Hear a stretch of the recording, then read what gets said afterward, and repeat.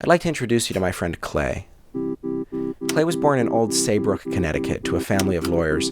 He's a middle child, he's got an older sister and a younger brother, and ever since he was little, Clay knew he wanted to be an artist, which is why when it came time to apply to colleges, his first choice was right here at the School of the Art Institute of Chicago. Last year, he was admitted, and he's currently a freshman studying visual communication design with an expected graduation date of 2024. He also makes these breathtaking digital landscape paintings, but he's incredibly humble about it. He seems like he's always on Instagram, leaving supportive comments on other people's work. There's just one more thing I should tell you about Clay, which is that he's not real. I made him up.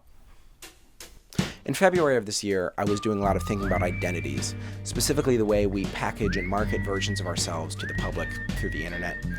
And I was thinking about how I have some really strong opinions on people I've never even met, like people who might be one or two layers removed from my social circles in real life, but these same people are lumped in with everyone else on these never-ending social media feeds.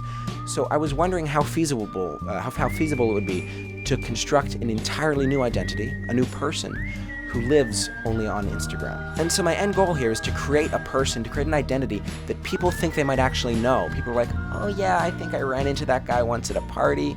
I might have met him. Oh, that guy is the worst. I've seen him around.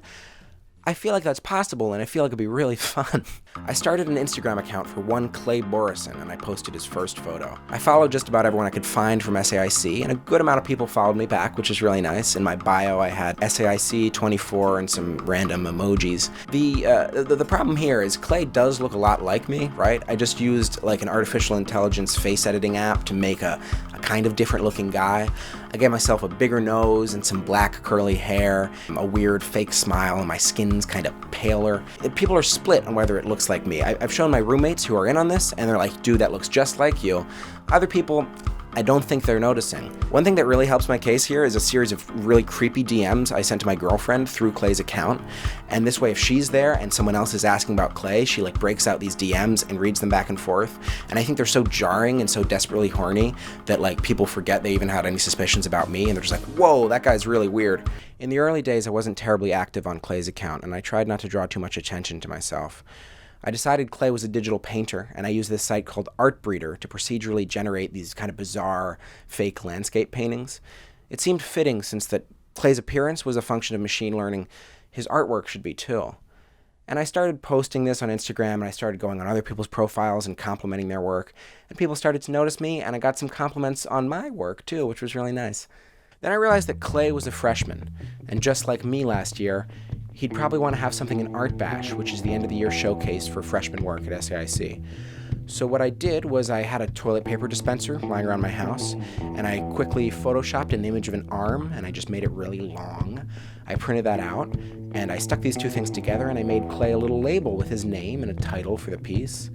And then I went to the Sharp building, where all the other student work was, and I just sort of stuck Clay's piece and his label to the wall. I made up some bullshit about our newfound instincts surrounding sanitization, hygiene, and touch, and I used that as the Instagram caption when I posted it. I got a lot of really nice comments. People seemed to like this piece, and just like that, Clay had a physical presence at our school. Around the same time, Clay was getting much more active on his Instagram story. One night I asked for questions, which ended up being kind of a bust. Most of the questions just came from my roommates who were all in on it. But I did have a chance to build Clay some backstory and post some photos of himself. And then I posted a poll where I asked if anyone would notice if I just lived in the dorm room common areas for the entire summer. And 16 out of 21 people said, no, you should do it, no one would notice, which is not a good idea. But I don't know. And then the post that got the most engagement, which seems like an obvious strategy in retrospect, was just me asking if anyone knows of any vape stores in the loop that don't card.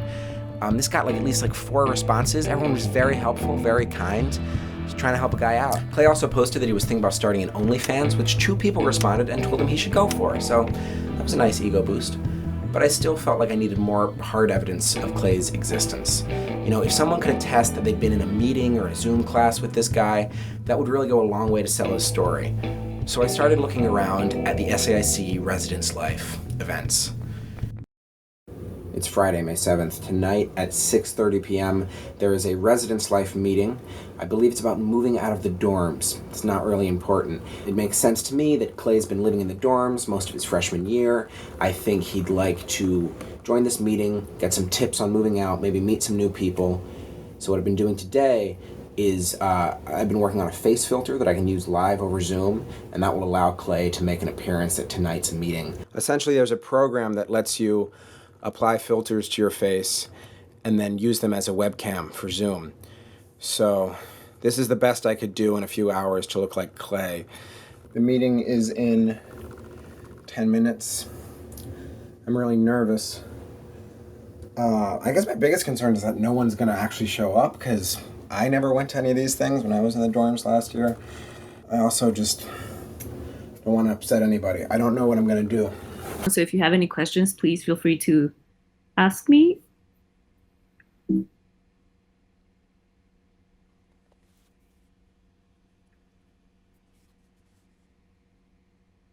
Thank you very much. Thank you. Yeah, no problem. Thank you. Are you in the meeting? No, I just got out. It was really short. It's kind of a bust. They well, it was really brief. I mean, that's the recording of it. Yeah, but there was nothing. I didn't say anything. Everyone had their cameras off. You didn't get your camera on? I had my camera on. Can I was see the the only camera? one. Like, Yeah. It was sad to see it go this way because Clay did not make any friends that night. The next day, I decided to try again with a meeting that might be a little more social. I found a Zoom karaoke night. As I was sitting there in the waiting room for over 10 minutes, I thought the meeting must have been canceled. Maybe nobody showed up. I was feeling pretty disappointed, like all of this work might have been for nothing. I was just about to close the window, and then... Might be another... Hello. Ah! Hi, Clay. Are you here for the program?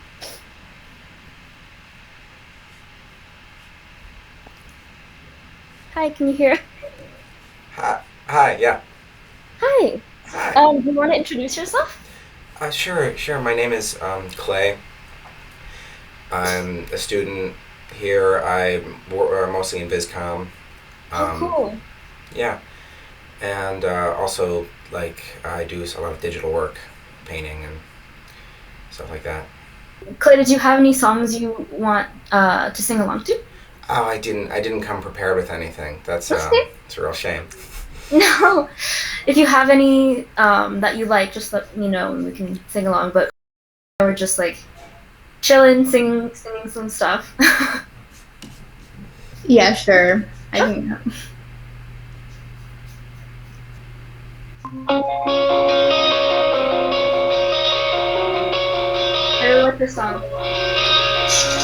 I'm a kid and I've been doing just fine. Gotta be down because I want it all. Started out with a kiss, I did it and I'm like this. It was only a kiss, it was only a kiss. Now I'm falling asleep, and she's having a cup, always having a smoke, and she's taking a drive. And I'm going to bed, and my stomach is sick, and it's all in my head. She's touching his chest now.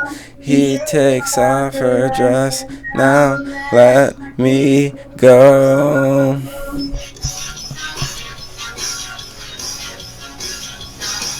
I just can't look. It's killing me and taking control.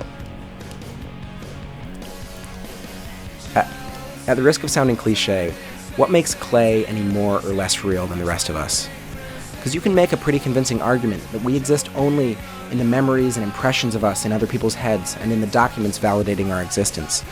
But now we've been given a perfect tool to share an impeccably curated version of our identity with the public forever. In 200 years, when the digital records are all we have, what will be the difference between a man who lived and a man who never did?